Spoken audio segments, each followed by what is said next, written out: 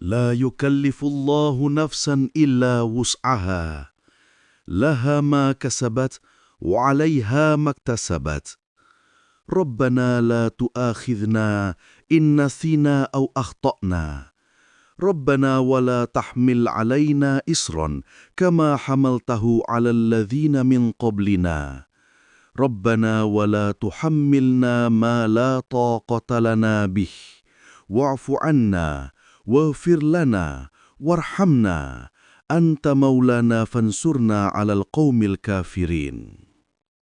Allah tidak membebani seseorang, melainkan sesuai dengan kesanggupannya.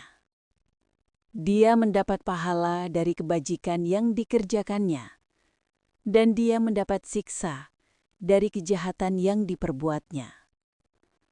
Mereka berdoa, "Ya Tuhan kami, janganlah Engkau hukum kami jika kami lupa atau kami melakukan kesalahan.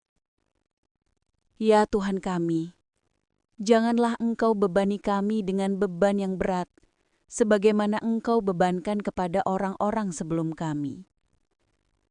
Ya Tuhan kami, janganlah Engkau pikulkan kepada kami apa yang tidak sanggup kami memikulnya. Maafkanlah kami, ampunilah kami, dan rahmatilah kami. Engkaulah pelindung kami, maka tolonglah kami menghadapi orang-orang kafir." Allah Maha Adil. Dia tidak pernah memberikan cobaan di luar batas kemampuan hambanya.